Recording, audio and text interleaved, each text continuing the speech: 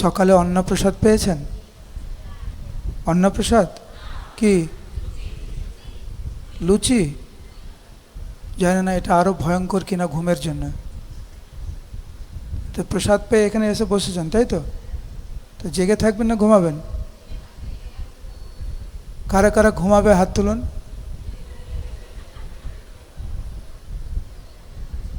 এখানে বৈষ্ণব সঙ্গে মিথ্যা কথা বলতে নেই। কারা কারা ঘুমাবে হাত তুলুন। কারা কারা জেগে থাকবে হরি বল বলুন।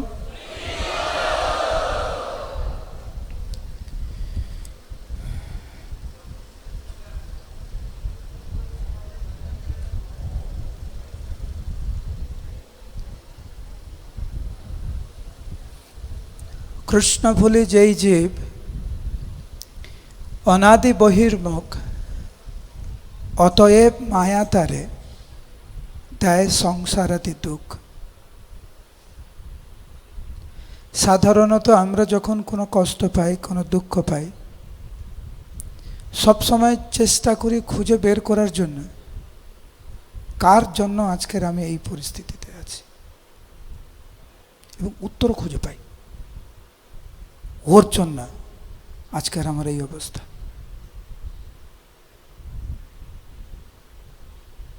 ও আমাকে দুঃখ দিয়েছে, এ আমাকে দুঃখ দিয়েছে, আর সেই জন্য আজকের আমার এই অবস্থা, এত কষ্ট পাচ্ছি আমি।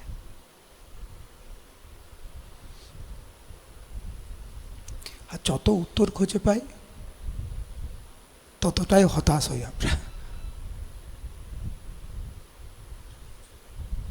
একটা পরিস্থিতি থেকে উঠতে না উঠতে আর একটা প্রতিকূল পরিস্থিতির সম্মুখীন হই আমরা।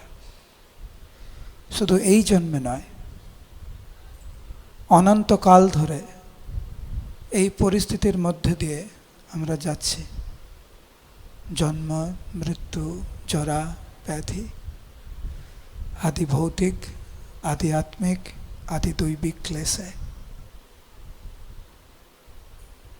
কভু স্বর্গে উঠায়, কভু নরকে ডুবায়, দণ্ডজনে রাজা যেন নদীতে চুপায়। কখনো স্বর্গে, কখনো এখানে, কখনো নরকে,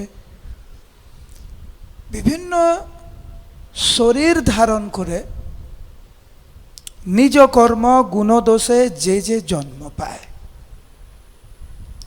আমাদের গুণ, আমাদের কর্ম অনুসারে আমরা বিভিন্ন যোনিতে আমরা ভ্রমণ করছি।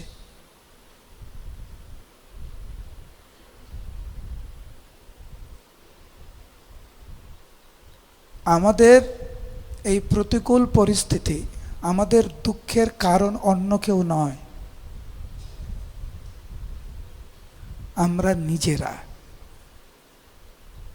যত তাড়াতাড়ি আমরা এই বিষয়টিকে উপলব্ধি করব ততটা মঙ্গল আমাদের। আর যতক্ষণ পর্যন্ত, যত দিন, যত জীবন আমরা শুধু এই অজুহাত খুঁজবো, আমরা ওর জন্য কষ্ট পাচ্ছি, এর জন্য কষ্ট পাচ্ছি, ওকে সাহায্য করতে হবে, কারোকে সাহায্য করতে লাগবে না। ধর্মপথে থাকি করো জীবনযাপন ভাই, ভক্তিনাথ ঠাকুর বলছেন। ধর্মপথে আসুন, সঠিক থাকবেন, বিকৃত ধর্ম নয়। মনপ্রসূত একটি, আজকের আমরা যাকে ধর্ম বলে প্রচার করি, তথাকথিত ধর্ম নয়, জীবের প্রকৃত ধর্মের কথা বলা হচ্ছে এখানে। আমাদের সকালের একটা ধর্ম আছে, স্ত্রীর ধর্ম আছে, স্বামীর ধর্ম আছে, পুত্র কন্যার ধর্ম আছে, শিক্ষক ছাত্রছাত্রীর ধর্ম আছে, দেশ নেতাদের ধর্ম আছে, নাগরিকদের ধর্ম আছে। আমরা ওই তথাকথিত ধর্মের কথা বলছি না, আমরা নিত্য ধর্মের কথা বলছি। প্রভুপাদ তো বলেছেন, এই জীবনে যে স্ত্রী পরের জীবনে সে স্বামী হবে, এই জীবনে যে স্বামী পরের জীবনে সে স্ত্রী হবে। তো এখন এই জীবনে আপনি স্ত্রী ধর্ম করছেন, পরের জীবনে আপনি স্বামীর ধর্ম করবেন। আমার তো ওই ধর্মের কথাই যাচ্ছি না, ওদিকে যাচ্ছিই না আমরা।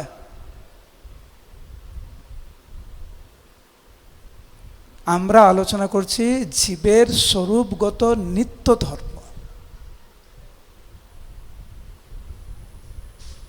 যে আমাদের সাথে ভগবানের একটা নিত্য সম্পর্ক রয়েছে, সেটাকে পুনঃস্থাপন করার জন্য যে পদ্ধতি, তার কথা বলছি আমরা।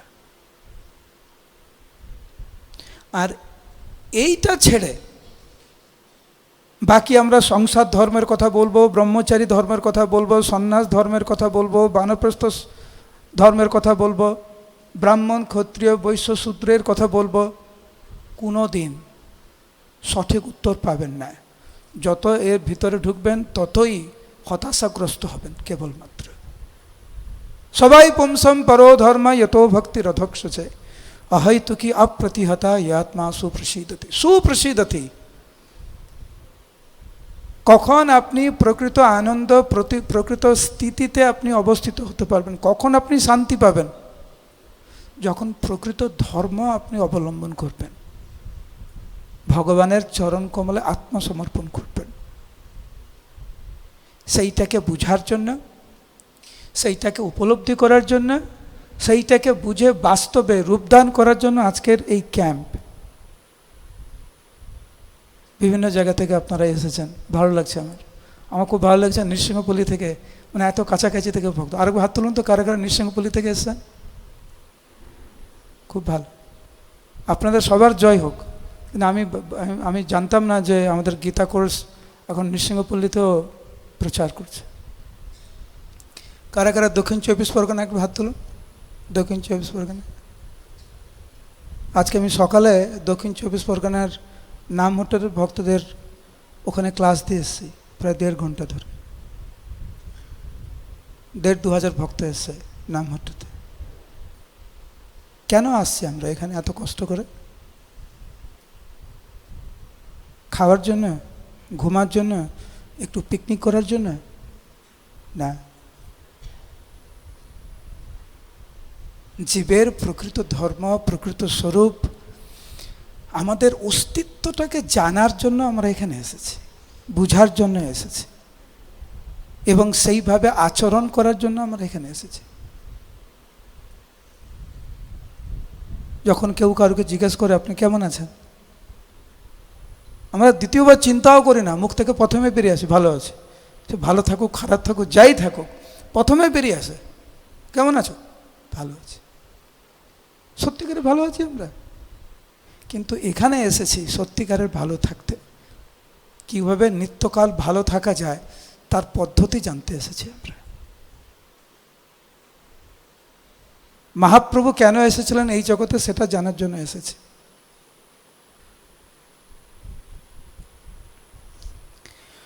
লবণ জলধি তীরে নীলাচলে শ্রীমন্দিরে দারু ব্রহ্ম পুরুষ প্রধান।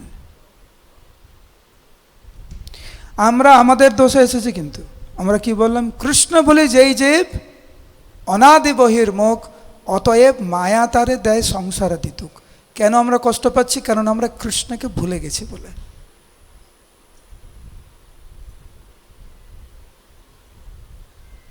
ঠিক যেরকম ধনী পরিবারের সন্তান বাড়িঘর ছেড়ে পাগলের মতো রাস্তায় ঘুরে বেড়াচ্ছে, আমাদের অবস্থা সেরকম। ভগবানের সন্তান আমরা, অখিল বিশ্ব ব্রহ্মাণ্ডের মালিক পরম পুরুষোত্তম ভগবান কৃষ্ণ, তার সন্তান আমরা। মামাই বংশ জীবলোকে জীবভূত সনাতন, আমরা ওনার সন্তান। অহম বীজ প্রতাপিতা, কৃষ্ণ বলছেন আমি হচ্ছে পিতা। তাকে ভুলে এই অনিত্য সংসারে এসে পাগলের মতো আমরা চেষ্টা করছি 2 দিন ভালো থাকার জন্য, তারপর তো সব ছেড়ে আবার যেতে হবে, আবার অন্য কোনো দেহ ধারণ করতে। ভুলে গেছি আমাদের আসল পরিচিতি। আর ভগবান বিভিন্ন রূপে বিভিন্নভাবে আমাদের কাছে এসে পৌঁছানোর চেষ্টা করেন। তার একটি রূপ হচ্ছে দারু ব্রহ্ম জগন্নাথ। বলো জগন্নাথ স্বামী কি। ঘুম থেকে উঠে গেলে? জগন্নাথপুরী ধাম কি। তো এইখানে জগদানন্দ পণ্ডিত উনি বর্ণনা করছেন কিভাবে দারু ব্রহ্ম পুরুষ প্রধান নীলাচলে অবস্থান করছেন। কেন? জীবে নিস্তারিতে হরি, আচার অর্চা রূপে অবতরী, ভোগ মুখ্য করেন প্রদান। আমাদের মঙ্গলের জন্য জগন্নাথ দেব ওখানে অবস্থান করছেন।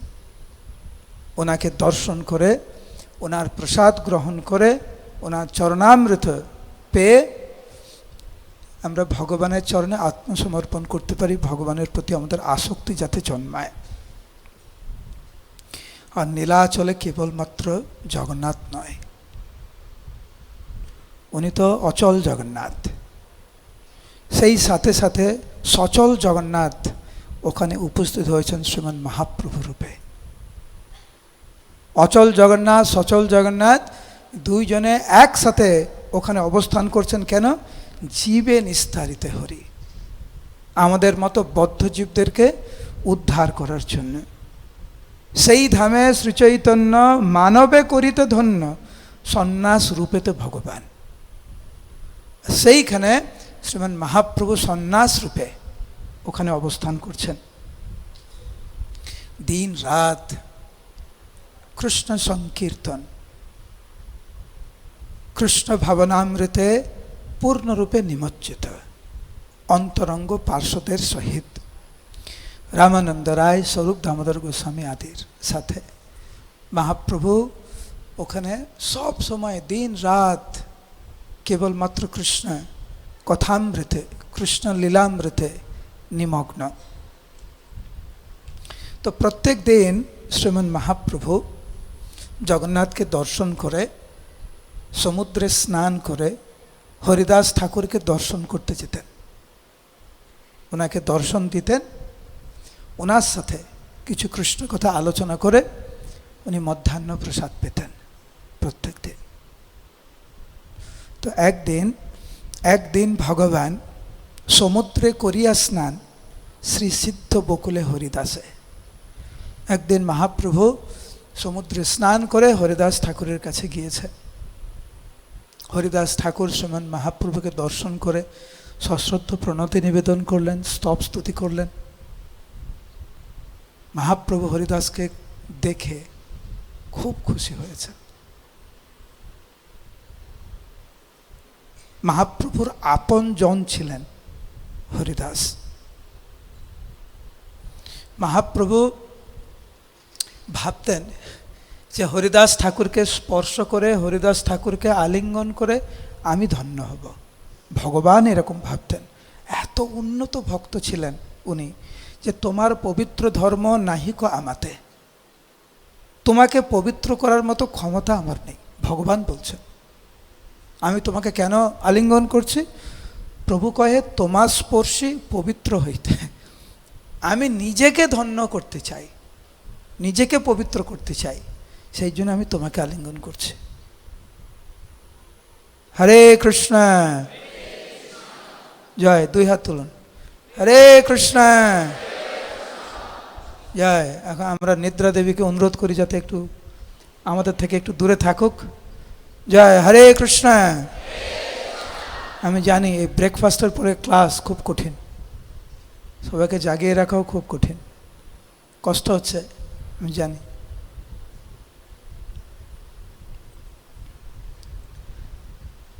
প্রভুর চরণ ধরে অনেক বিনয় করে গলদস্রু পুলক শরীর। হরিদাস ঠাকুর যখন মহাপ্রভুকে দেখলেন, মহাপ্রভুর হরিদাস ঠাকুরের যে বিনম্র ভাব, সেটা এখানে জগদানন্দ পণ্ডিত উনি বর্ণনা করছেন।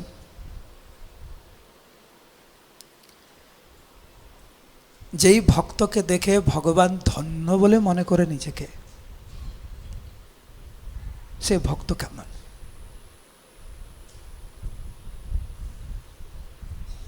হরিদাস ঠাকুর সেরকম ভক্ত ছিলেন, যাকে দেখে মহাপ্রভু নিজেকে ধন্য বলে মনে করতেন, যাকে স্পর্শ করতে চাইতেন আত্মপবিত্রতে, নিজেকে পবিত্র করার জন্য। সেরকম ভক্ত ছিলেন হরিদাস ঠাকুর।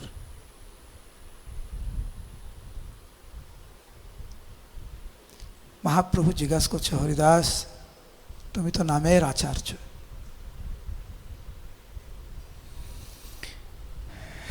তুমি সর্বগুরু, তুমি জগতের আর্য, তুমি জগৎগুরু, তুমি জগতের আচার্য। কেউ প্রচার করে কিন্তু আচার করে না, কেউ আচার করে কিন্তু প্রচার করে না। আচার প্রচার নামের করহ দুই কার্য। তুমি যা বলো তা তুমি নিজে পালন করো। তুমি জগৎবাসীকে হরিনাম করতে শিক্ষা দিচ্ছ, শুধু তাই নয়, তুমি নিজে প্রত্যেকটা দিন তুমি 3 লক্ষ তুমি নাম করছো। সেই জন্য তুমি জগতের আচার্য। আমি তোমাকে একটু প্রশ্ন করতে চাই। আমার কিছু জানার ছিল। হরিদাস ঠাকুর মহাপ্রভুকে বলছেন, আপনি অখিল বিশ্ব ব্রহ্মাণ্ডের মালিক, আপনি আমার থেকে কিছু জানবেন? এটা কি, এটা আপনার কি লীলা? তব লীলা প্রভু, তব লীলা সুগভীর। হরিদাস ঠাকুর বলছেন, ভগবান ভক্তকে জিজ্ঞাসা করছে, আমার কিছু জানার ছিল, তুমি আমাকে বলো। তখন হরিদাস ঠাকুর বলছেন, প্রভু তব লীলা সুগভীর, এটা আমার পক্ষে বোঝা সম্ভব নয় তোমার লীলা। কি জানতে চাও আমার থেকে? তখন হরিদাস ঠাকুরকে মহাপ্রভু জিজ্ঞাসা করলেন, মিলি আনন্দিত মনে জিজ্ঞাসিল সযতনে, কিসে জীব তরে অনায়াসে। অত্যন্ত আনন্দিত চিত্তে, কারণ মহাপ্রভু জানে আমি সঠিক ব্যক্তিকে সঠিক প্রশ্ন করছি এবং এই ব্যক্তি সঠিক উত্তরও দিতে পারবে।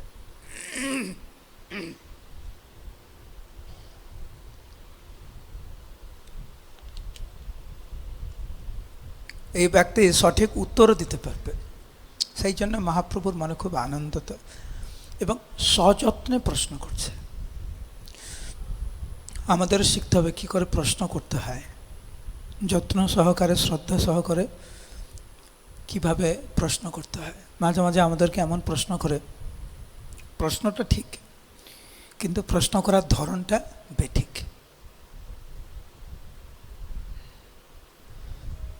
মহাপ্রভু শিক্ষা দিচ্ছেন প্রশ্ন করতে হয় সযত্নে। কি প্রশ্ন? যে হরিদাস, তুমি আমাকে বলো, কলিহত জীবরা কিভাবে উদ্ধার পাবে? মন্দহা সুমন্দ মতয়ো মন্দভাগ্য উপদ্রুতা কলোর দোষ নিধে রাজন। এই কলিযুগের মানুষদের যে দোষ, এটা সমুদ্রের সাথে তুলনা করা হয়েছে। তাদের মন্দ ভাগ্য, প্রায়েণ অল্পয়ুষা সভ্য কলবস্মিন যুগে জনা মন্দহা সুমন্ত মতয়ো মন্দভাগ্য উপদ্রুতা। আমাদের মন্দ ভাগ্য, আমাদের অল্প আয়ু, আমরা অধৈর্য ইত্যাদি ইত্যাদি। বসলেই আমাদের ঘুম পায়, তাই না? আমরা সবসময় বলি ক্লাস শুরু হলেই ঘুম, আর মহাপ্রসাদে গোবিন্দ বললেই সবাই জেগে ওঠে। কি করব? অন্য সময় ঘুম পায় না। আমি একটু আগে একজন ভক্তের সাথে কথা বলছিলাম, আমাকে ফোন করেছিলেন। তো অনেক দিন পরে ফোন করছে, আমি কথা বলছি। কি ওষুধ দেয়? কথা প্রসঙ্গে উনি আমাকে বলছেন যে ওনার ঘুম হয় না, রাত্রে ঘুম হচ্ছে না। তারপরে উনি আমাকে বলছেন, জানেন প্রভু, আমার ঘুম হচ্ছে না, আমি জব করলেও আমার ঘুম পাচ্ছে না। মানে উনি ভাবছে এমনি তো ঘুম হয় না, জব করলে যদি ঘুম আসে। বলছে রাত্রে আমি জব করছি তা সত্ত্বেও ঘুম আসে না।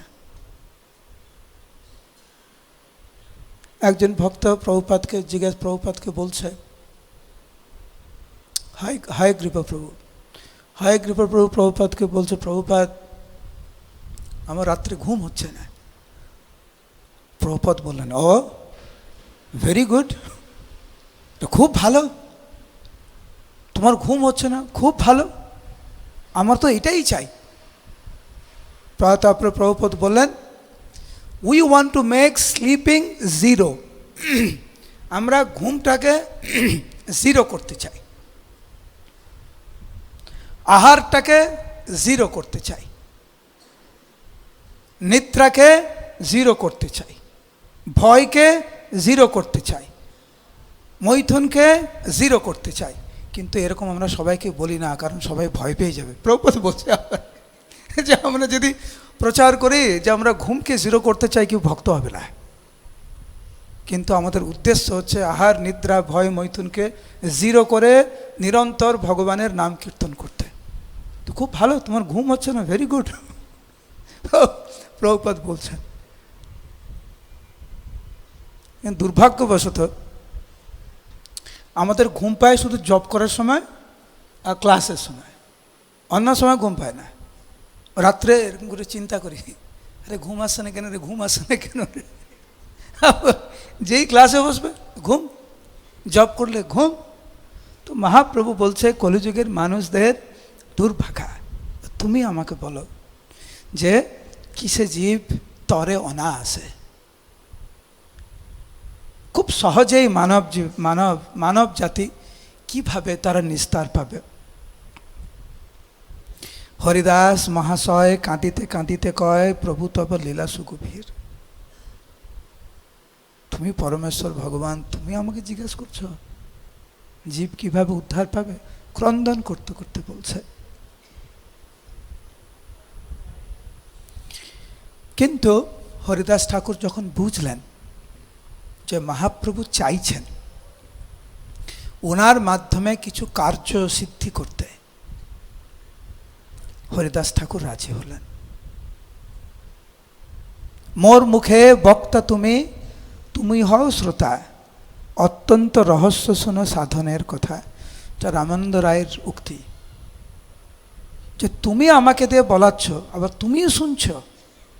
মোর মুখে বক্তা তুমি, তুমি আমাকে দিয়ে বলাচ্ছ, আবার তুমি হও শ্রোতা, আবার তুমি শুনছ। ঠিক আছে, এইটাই যদি তোমার ইচ্ছা, তাহলে রহস্য কথা শোনো। হরিদাস ঠাকুরের মনোভাব একই রকম। আপনি আমাকে দিয়ে বলাচ্ছেন আর আপনি শ্রবণ করতে চাইছেন, ঠিক আছে, আমি আপনাকে বলছি, তুমি কৃষ্ণ স্বয়ং বিভো জীব উদ্ধারিতে, তুমি কৃষ্ণ স্বয়ং প্রভো জীব উদ্ধারিতে বিভো নবদ্বীপের ধামে অবতার। তুমি জানতে চাইছো না কিভাবে জীব উদ্ধার হবে? প্রথমেই বলি, এই জীব উদ্ধারের নিমিত্তেই পরমেশ্বর ভগবান তুমি এই জগতে অবতীর্ণ হয়েছ।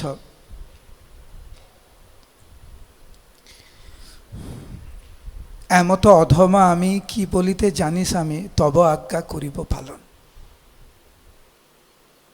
তোমার আজ্ঞা, সেই জন্য আমি পালন করার চেষ্টা করছি। যা বলাবে মোর মুখে, তোমারে বলিব সুখে, দোষ গুণ না করি গণন। আমি আর কোনো কিছু চিন্তা করব না, তুমি আমাকে যা বলাবে আমি তাই বলবো। এরপরে হরিদাস ঠাকুর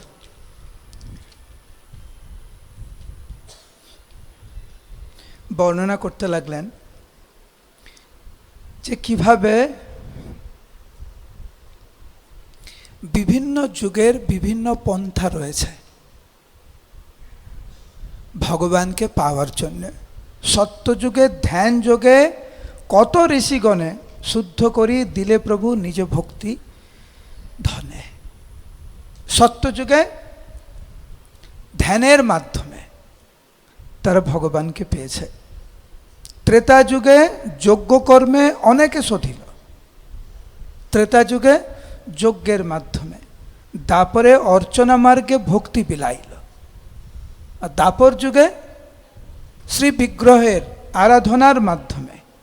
কিন্তু হে প্রভু, এই কলিযুগের মানুষ, তাদের কি গুণ? অল্প আয়ু, বহু পীড়া, বল বৃদ্ধি হ্রাস, এই সব উপদ্রব জীবে কইল গ্রাস। কলিহত জীবের হচ্ছে এই সমস্ত গুণ। সেই জন্য তুমি চিন্তা করলে কলিযুগের মানুষ তারা ধ্যানের মাধ্যমে ভগবানকে পাবে না, যজ্ঞের মাধ্যমে ভগবানকে তারা পাবে না। শ্রী বিগ্রহ আরাধনার মাধ্যমে ভগবানকে পাবে না, কারণ সেই ধৈর্য, সেই শুদ্ধতা কলিযুগের মানুষের মধ্যে নেই। আর সেই জন্য প্রভু তুমি জীবের মঙ্গল চিন্তা করি কলিযুগের নাম সঙ্গে স্বয়ং অবতরী। সেই জন্য মানুষের চিন্তা করে আপনি নিজে স্বয়ং নাম রূপে অবতীর্ণ হলেন এবং আপনি নিজেও অবতীর্ণ হলেন সেই হরিনামকে বিতরণ করার জন্য।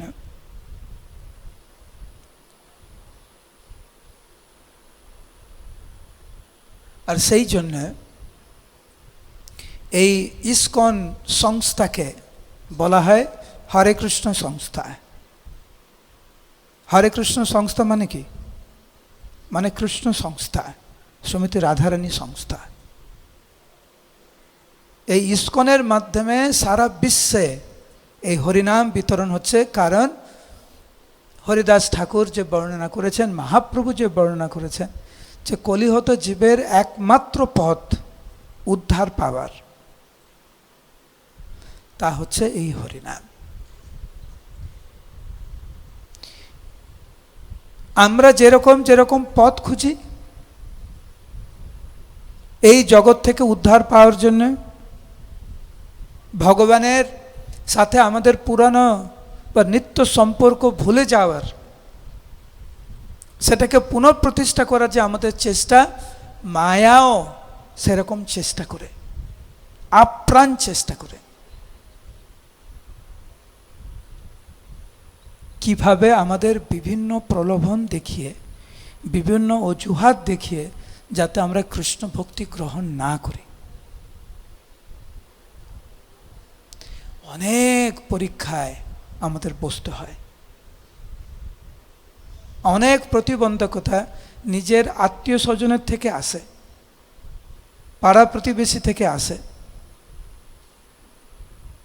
কিন্তু আমাদের চেষ্টা করতে হবে আমরা কোনোভাবেই যেন মায়ার এই প্রলোভনে যেন আমরা পা না দেই। আর সেই জন্য প্রভুপাদ হরিনামের উপরে এত প্রাধান্য দিয়েছেন, কীর্তনের উপরে এত প্রাধান্য দিয়েছেন, জপের উপরে এত প্রাধান্য দিয়েছেন প্রভুপাদ। প্রভুপাদ বলেছেন যে এই বিশ্ব ব্রহ্মাণ্ডে সবচাইতে নিরাপদ স্থান হচ্ছে নামের আশ্রয় গ্রহণ করা। কেউ যখন প্রকৃত রূপে নামের আশ্রয় গ্রহণ করে কেবলমাত্র তখনই সে সুরক্ষিত অনুভব করতে পারে, তার আগে না। নামকে বাদ দিয়ে আমরা এই জড়জগতে যারই আশ্রয় নেব না কেন, কেউ আমাদেরকে প্রকৃত রূপে সেরকম আশ্রয় প্রদান করতে পারবে না। যে নিজেই নিরাপদ না, সে অপরকে কি করে নিরাপত্তা দেবে? যে নিজেই মরণশীল, সে আমাদেরকে কিভাবে মৃত্যু থেকে উদ্ধার করবে? একমাত্র হরিনাম স্বয়ং, কলিযুগে নাম সঙ্গে স্বয়ং অবতারী ভগবান শ্রী চৈতন্য মহাপ্রভু এই জগতে অবতীর্ণ হলেন নাম বিতরণ করার জন্য। সেই জন্য যখনই নাম করতে বসবেন, হয় কীর্তনে বা জপ করতে বসবেন, সবচাইতে সাবধানতা অবলম্বন করতে হয়। কারণ আমরা শুনেছি শাস্ত্রে, এই শ্লোকটি সবার মুখস্থ, আমার সাথে সাথে বলুন, হরের নাম হরের নাম হরের নামৈব কেবলম কলো নাস্তেব নাস্তেব নাস্তেব গতিরন্যথা। সবার মুখস্থ। তাহলে ততটাই আমাদের সাবধান হওয়া উচিত। যখন জপ করতে বসবেন বা কীর্তনে বসবেন,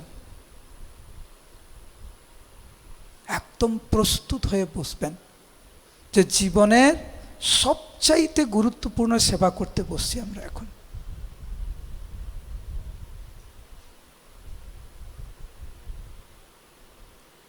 অনেক সময় আমরা রান্না করতে করতে কথাও বলি, গানও করি, গানও শুনি, অনেক কিছু করি রান্না করতে করতে, তাই না?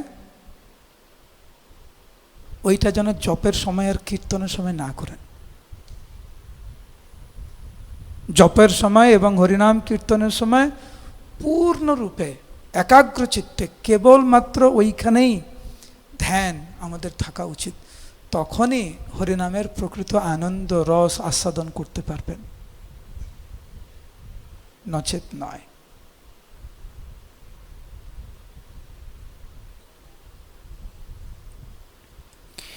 বৃহৎ ভাগবতামৃতে নারদ মুনি যখন হনুমানের কাছে যায়, কিম পুরুষ লোকে, কিম পুরুষ লোক আছে যেখানে হনুমান অবস্থান করেন। হরে কৃষ্ণ। যেখানে হনুমান অবস্থান করেন, তো দূর থেকে নারদ মুনি কিন্তু আকাশে, আর হনুমান মন্দিরে ভগবান রামচন্দ্রের সামনে কীর্তন করছে, ভগবানের সেবা করছে। নারদ মুনির প্রথম যেটা অনুভব হয়েছে, যেভাবে হনুমান কীর্তন করছিলেন আর যেভাবে ভগবানের চরণে ফুল দিচ্ছিলেন, শ্রী বিগ্রহ ছিল কিন্তু ভগবান রামচন্দ্রের, নারদ মুনি হনুমানের ভক্তি দেখে মনে করছেন যে মনে হচ্ছে সাক্ষাৎ রামচন্দ্র ওনার সামনে দাঁড়িয়ে আছেন আর হনুমান কীর্তন করছে, ভগবানের সেবা করছে।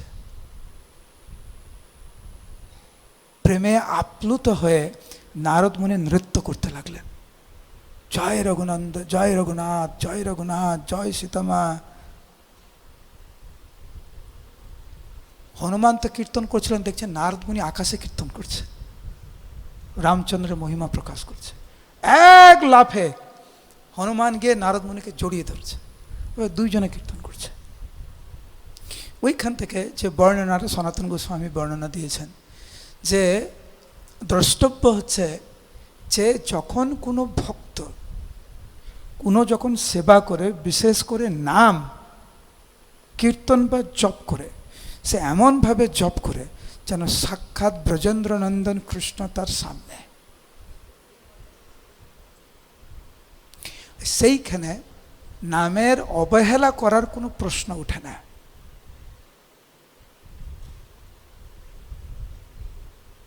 আপনি আমাকে আপনার বাড়িতে ডেকেছেন, আমি গিয়েছি আপনার বাড়িতে,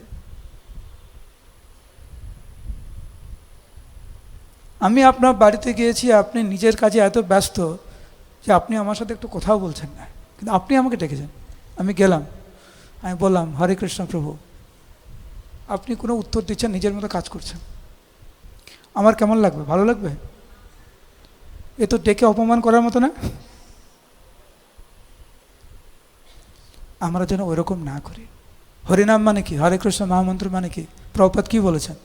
হে কৃষ্ণ, হে শ্রীমতী রাধারানী, কৃপাপূর্বক আপনারা আমাকে আপনাদের সেবায় নিয়োজিত করুন, তাই তো? এইভাবে তো ভগবানকে ডাকা। কিন্তু ওই নাম করার সময়, ওই কীর্তন করার সময় আমরা যদি উল্টাপাল্টা চিন্তা করি, আবার ওইটা বলছি, আপনার সাথে গল্পও করছি, ফোনও দেখছি, পেপারও পড়ছি, ঘুমাচ্ছি, টিভি দেখছি, সব কিছু করছি, এ তো অপরাধ। এবং সেই জন্যই আমরা নাম রস আস্বাদন করতে পারি না। সেই জন্য বিশেষ করে এই কলিযুগে যখনই আমরা জপ করতে বসবো, যখনই আমরা কীর্তনে বসবো, একদম পূর্ণ মনোযোগ সহকারে আমাদের জপ বা কীর্তন আমাদের করা উচিত। হরে কৃষ্ণ কৃষ্ণ কৃষ্ণ হরে হরে, হরে রাম রাম রাম হরে হরে। আজকের ক্লাসে যা বললাম অন্য কিছু নয়, আজকের ক্লাসে যা বললাম সেখান থেকে কারোর কোনো প্রশ্ন আছে? কারোর কোনো প্রশ্ন আছে?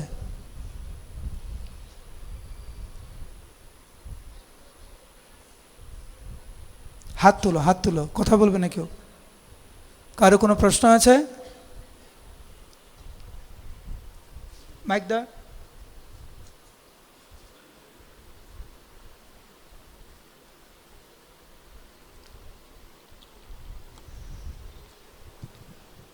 হরে কৃষ্ণ প্রভু। প্রভু আমার যেটা জানার সেটা হচ্ছে প্রভু, এই ঘুম আসলে কেন পায়, মানে শাস্ত্রীয় ব্যাখ্যা কি, আর যদি বৈজ্ঞানিক কোনো ব্যাখ্যা থাকে কেন পায়? তুমি দুটো ভাগ করলে কেন? না, একটা শাস্ত্রীয় ব্যাখ্যা, একটা বিজ্ঞানিক। শাস্ত্র কি অবিজ্ঞান নাকি? বিজ্ঞান না